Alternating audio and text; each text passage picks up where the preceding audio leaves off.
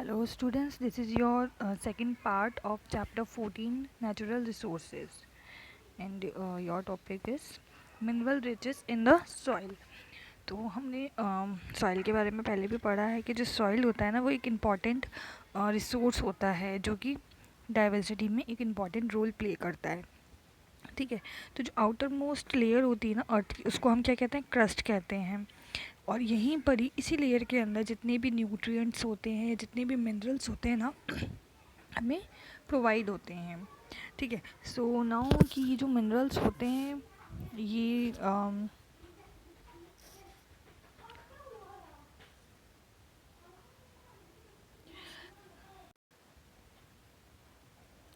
सी minerals हैं जो कि ये जितने भी रॉक्स वगैरह होते हैं बड़े बड़े, उनके अंदर क्या करते हैं, बाउंड होके रहते हैं उनमें। ठीक है, में रहते हैं और बहुत ही लॉन्ग टाइम तक उनमें रह सकते हैं।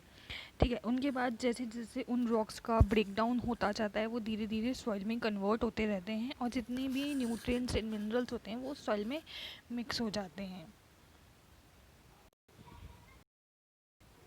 सो ये जितना भी ब्रेक डाउन होता है ना रॉक्स का, उनमें डिफरेंट डिफरेंट चीज़ें जो है रोल प्ले करती है। लाइक सन हो गया, सन भी क्या करता है, जो रॉक्स होते हैं उनको वो हीट कर देता है ड्यूरिंग डे टाइम में। ठीक है, तो इसकी वजह से क्या होता है, वो जो रॉक्स होते हैं वो एक्सपेंड हो जाते हैं। एंड जब नाइट होती है, नाइट में रॉक्स वापस कूल डाउन हो जाते हैं एंड कॉन्ट्रैक्ट हो जाते हैं। तो ये जो प्रोसेस होता है ना कॉन्ट्रैक्शन का एंड एक्सपेंडेशन का, तो इसकी वजह से क्या होता है कि क्रैक्स का फॉर्मेशन हो जाता है, मतलब क्रैक्स पड़ जाते हैं और वो ब्रेक हो जाते हैं। फिर धीरे धीरे ये प्रोसेस चलता जाता है एंड जो रॉक्स होते हैं, बड़े बड़े रॉक्स होते हैं ना, वो छोटे छोटे और उसमें कन्वर्ट हो जाते हैं एंड धीरे धीरे वो क्या है, सॉइल में कन्वर्ट हो जाते हैं। देन वाटर, वाटर भी इसी तरीके से काम करता है। लाइक अगर आप देखो कि जो वाटर होगा ना वो क्या करता है कि जैसे जैसे वाटर मतलब जो सन की वजह से जो क्रैक्स पड़ते हैं रॉक्स के अंदर, उनमें क्या होता है कि जो वाटर है ना वो चला जाता है और वहाँ पे वाटर रहता है, काफ़ी टाइम तक रहता है।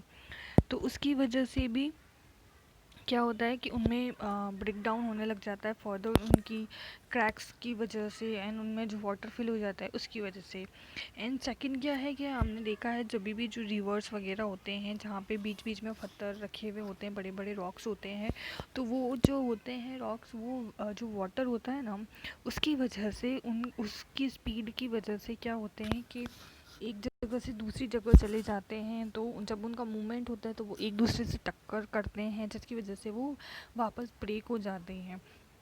ठीक है, एंड लगातार पानी अगर उन पर पड़ेगा तो भी वो अपने आप ब्रेक हो जाएंगे वाटर के थ्रू। तो ये सब चीज़ें होती है जिसकी वजह से मतलब एक वाटर भी एक मेजर रोल प्ले करता है सॉइल बनाने में।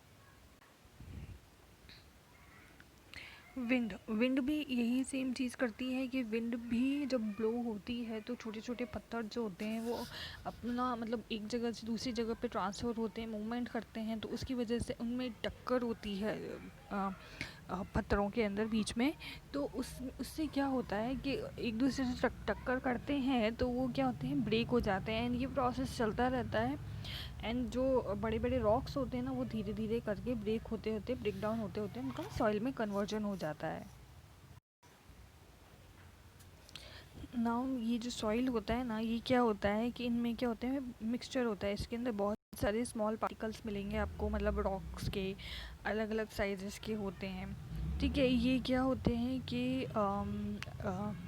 इसके अलावा जो ऑर्गेनिजम्स होते हैं वो भी, उनका भी ब्रेक डाउन हो जाता है, जिनको हम क्या कहते हैं, ह्यूमस कहते हैं। जितने भी ऑर्गेनिजम्स हो गए या फिर जितना भी वेस्ट मटेरियल होता है हमारे आसपास, वो सब मिलके जब सॉइल में मिक्स हो जाता है तो वो ह्यूमस कहलाता है। ठीक है, अम,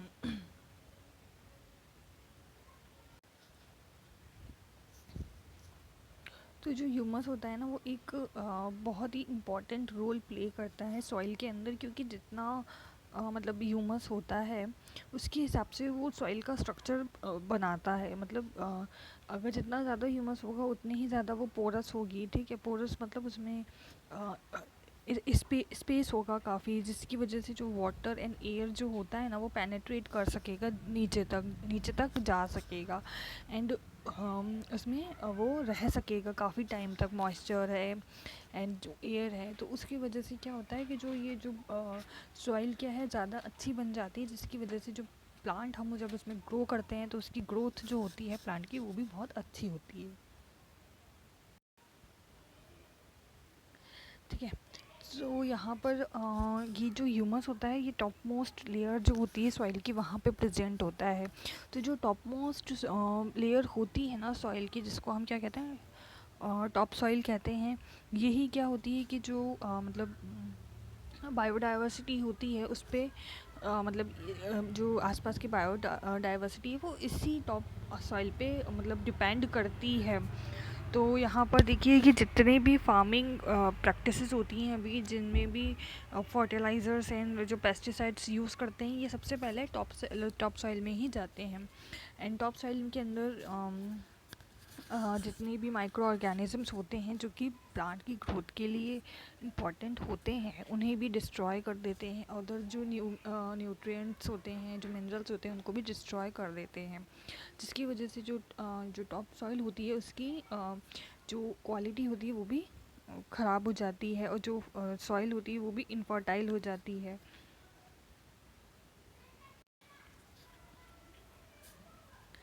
तो जो भी सॉइल अभी हम अपने आसपास देखते हैं, इनको क्रिएट होने में, सॉइल को क्रिएट होने में काफ़ी ज़्यादा टाइम लगा है, काफ़ी लॉन्ग पीरियड में ये हुए हैं। जो बड़े रॉक्स होते थे उनका धीरे धीरे ब्रेक डाउन होता गया, एंड ब्रेक डाउन होते होते वो बिल्कुल ही छोटे छोटे पार्टिकल्स में कन्वर्ट हो गए, जिन्हें हम सॉइल कहते हैं। एंड यहाँ पे सॉइल भी एक जगह से दूसरी जगह पे क्या होती है कि मतलब ट्रांसफ़र हो जाती है, विंड के थ्रू होता है, वाटर के थ्रू होता है, ये भी ट्रांसफ़र हो जाता है।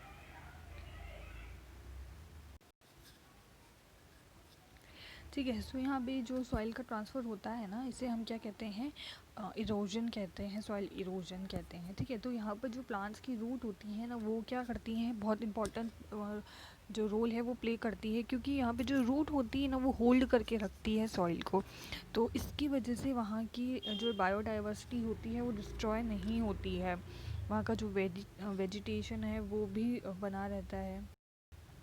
बट अगर जैसे प्लांटेशन हम नहीं करेंगे तो जो सॉइल होगी वो एक जगह से दूसरी जगह चली जाएगी, एंड जो पर्टिकुलर वो जगह है जहाँ से सॉइल चली गई है वहाँ पे सिर्फ बड़े बड़े रॉक्स ही हमें मिलेंगे, जिस जहाँ पे हम प्लांट ग्रो नहीं कर सकते हैं, या कोई भी प्लांट है, कोई भी पेड़ है वो हम नहीं उगा सकते हैं। Now next topic is biochemical cycles. तो यहाँ पे हमारी जो एनवायरनमेंट है उसमें कई सारे बायो बायो बायोजियो केमिकल जो साइकिल्स होते हैं वो प्रेजेंट है। ठीक है। सो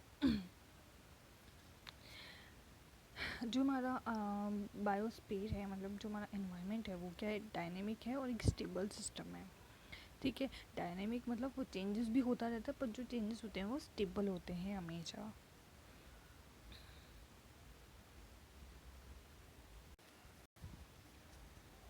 तो सबसे पहले आता है हमारा वाटर साइकिल। ठीक है। तो वाटर के बारे में आपने पढ़ा ही था कि किस तरीके से रेन होती है, किस तरीके से वाटर जो इवोपरेट होता है एंड वापस कंडेंसेशन हो जाता है उसका। ठीक है। तो ये सब चीज़ें हैं, इसी ही वाटर साइकिल कहते हैं। लाइक हमने देखा है कि जितने भी सीज होते हैं, जितने भी ओशियंस होते हैं, उनमें कभी भी पानी ख़त्म नहीं होता है, क्योंकि वो जो वाटर साइकिल है उसकी वजह से वहाँ पे हमेशा पानी क्या है, जो वाटर है वो बना रहता है। तो जैसे जो सीज होते हैं, वाटर होते हैं, उनसे क्या है, जो वाटर है इवोपरेट हो जाता है एंड ऊपर चला जाता है, ठीक है, स्काई में। एंड देन वहाँ पर वापस रेन के थ्रू क्या है कि वो वापस लैंड पे आ जाता है, लैंड पे आने के बाद वो रिवर्स में जाता है, एंड रिवर्स जो है वो वापस ओशन में जाके मिक्स हो जाती हैं। तो ये पूरा जो होता है इसे वाटर साइकिल कहते हैं। बट ये साइकिल जो है एग्जैक्ट ऐसा भी नहीं होता है।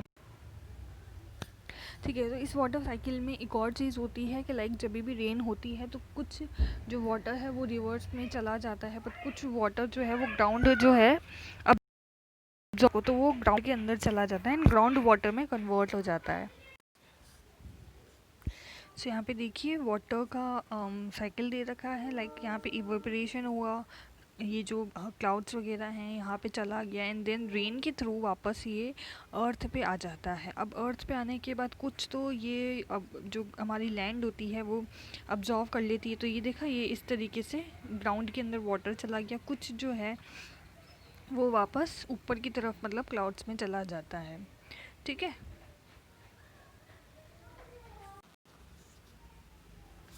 नाउ नेक्स्ट है नाइट्रोजन साइकिल।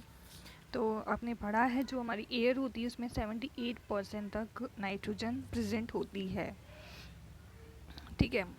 एंड इसके अलावा जितने भी मॉलिक्यूल्स हैं लाइक प्रोटीन्स हो गया, ये जो न्यूक्लिक एसिड हो गया है, इनमें भी कहीं ना कहीं परसेंटेज में नाइट्रोजन प्रेजेंट होता है।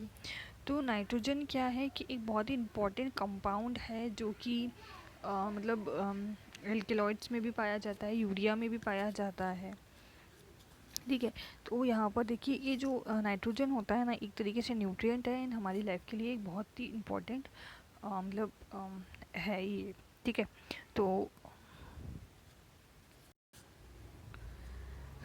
तो देखिए हमारे जो भी एटमॉस्फेयर में जो भी नाइट्रोजन प्रेजेंट होता है उनमें क्या होता है कई बार कि जो बैक्टीरियाज होते हैं, है ना, ये क्या करते हैं, जो नाइट्रोजन होता है ना, नाइट्रोजन मॉलिक्यूल होता है, उसको क्या करते थे, कन्वर्ट कर देते किसमें, नाइट्रेट्स में और नाइट्राइट्स में।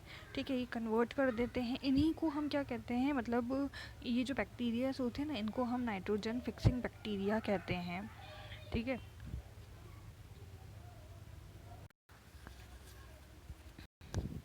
ठीक है। सो ये जो बैक्टीरियाज होते हैं ना, ये कहाँ पे मिलते हैं अपने को, ज़्यादातर की जो रूट्स होती है ना, लेग्यूमस जो होते हैं, जो ऐसे प्लांट्स जिनमें पल्सेस वगैरह लगते हैं, तो उन प्लांट्स की रूट के अंदर ये प्रेजेंट होते हैं ये बैक्टीरिया। ठीक है। इसके अलावा क्या होता है कि बैक्टीरिया के अलावा जो मैन मेड प्रोसेस भी होते हैं जिनकी वजह से जो हम नाइट्रोजन मॉलिक्यूल होता है ना उसको कन्वर्ट कर सकते हैं नाइट्रेट्स एंड नाइट्राइट्स के अंदर। ठीक है। सो जब डे टाइम में जब टेम्परेचर बहुत ज़्यादा होता है ना,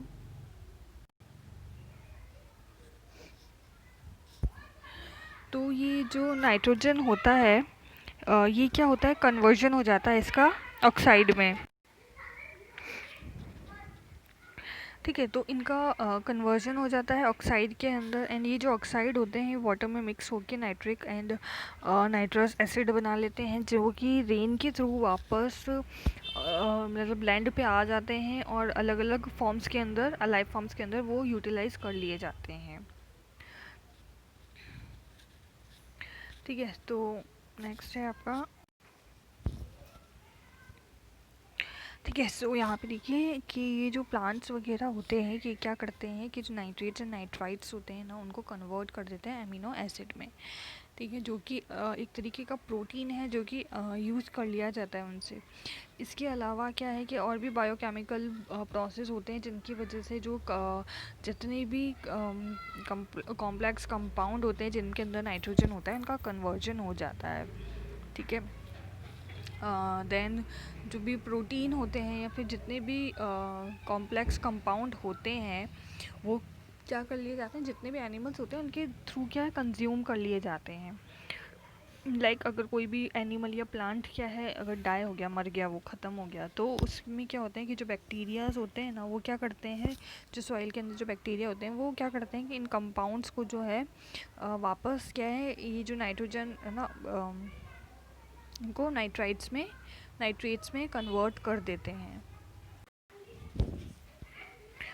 सी आपका पूरा नाइट्रोजन साइकिल दे रखा है कि किस किस तरीके से कहाँ कहाँ नाइट्रोजन कैसे कैसे कन्वर्ट होती है या फिर कौन कौन से प्रोसेस होते हैं। लाइक यहाँ पे देखिए नाइट्रोजन जो एटमॉस्फेयर में प्रेजेंट होती है इसका फिक्सेशन हो जाता है एंड ये प्रोटोप्लाज्मा में चली जाती है, फिर अमोनिफिकेशन हो जाता है जिससे अमोनिया बन जाता है एंड देन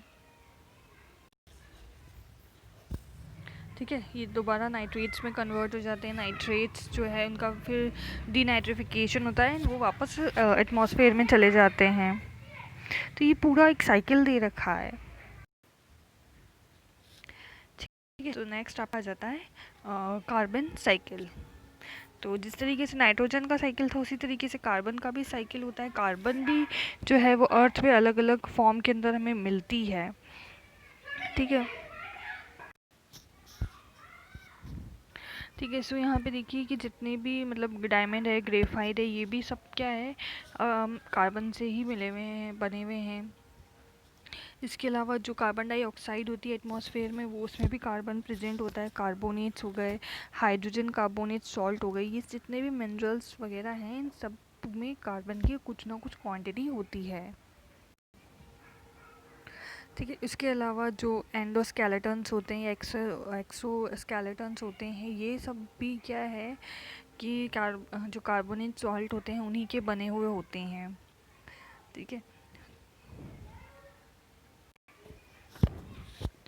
तो देखिए यहाँ पे बता रखा है, इस रखा है कार्बन का कि जो CO2 एटमॉस्फेयर में प्रेजेंट रहती है, ये क्या प्लांट्स के द्वारा अब्जॉर्व कर ली जाती है। देन प्लांट्स जो है वो एक तो कोल में कन्वर्ट हो जाते हैं, मतलब जब उनको हम काट के लकड़ी को अगर जलाते हैं या कुछ उनको कोल के अंदर कन्वर्ट करते हैं, कोल के अंदर कन्वर्ट हो जाता है, जो भी एक कार्बन, उसमें भी कार्बन प्रेजेंट होता है।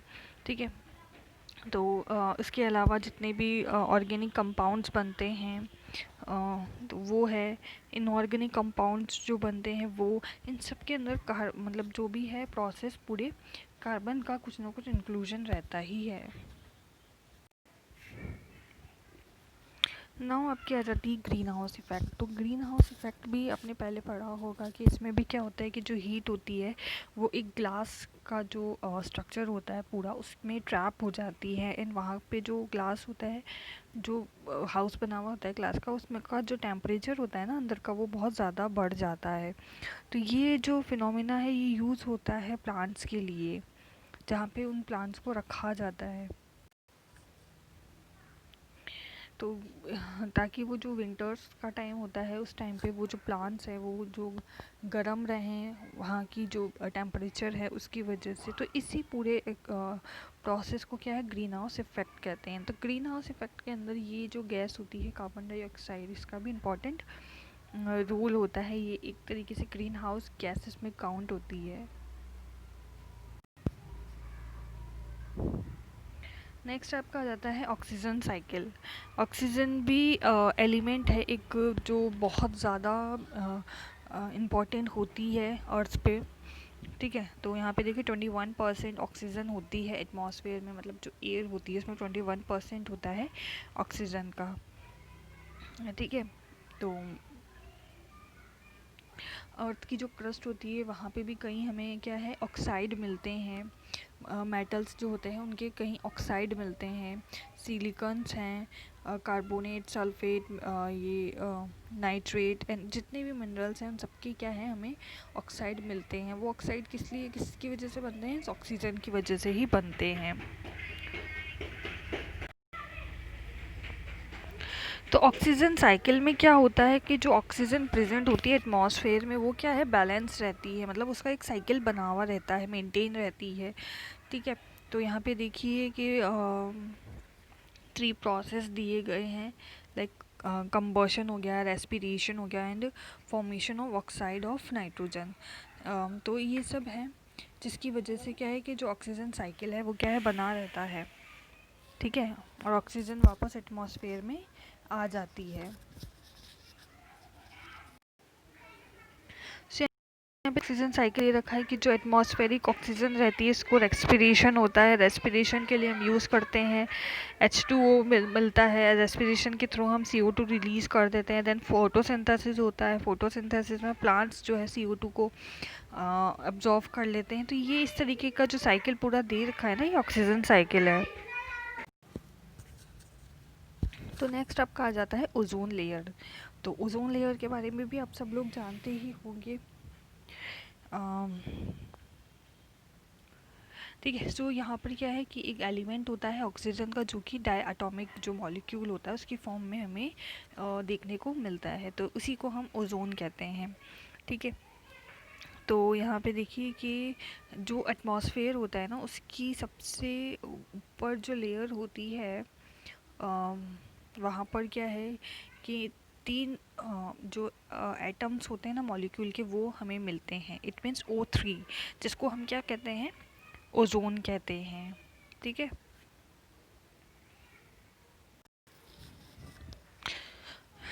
तो जो ओजोन लेयर होती है अर्थ की सरफेस ऊपर, जो ओजोन की लेयर बनी हुई होती है, ये क्या करती है कि जो भी रेडिएशंस आती है ना सन से, हार्मफुल रेडिएशन, उनको क्या करती है, अब्जॉर्व कर लेती है, ताकि वो अर्थ की सरफेस तक नहीं आ पाए, मतलब नीचे तक, ग्राउंड तक नहीं आ पाए। ठीक है।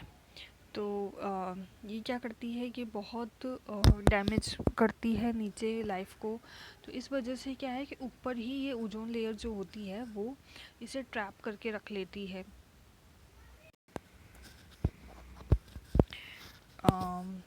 बट ये जो ओजोन लेयर है ये भी डिप्लेटेड होती जा रही है, क्योंकि जितने भी मैन मेड कंपाउंड होते हैं, लाइक CFC हो गया, कार्बन कई कंपाउंड होता है, तो ये क्या करते हैं, या फिर जैसे फ्लोरीन हो गया, क्लोरीन हो गया, ये सब क्या है कि एटमॉस्फेयर में आते हैं एंड जो ओजोन लेयर है उस पर होल्स कर देते हैं, जिसकी वजह से क्या होता है कि जो सन की रेडिएशंस होती है ना, वो डायरेक्ट नीचे अर्थ तक आने लग जाती है, जिसकी वजह से मतलब जैसे रिडक्शन होगा ओजोन लेयर का, तो जितनी भी हार्मफुल रेडिएशंस है वो अर्थ तक आएंगी एंड डैमेज करेंगी नीचे की लाइफ को। So we have completed this chapter. Thank you.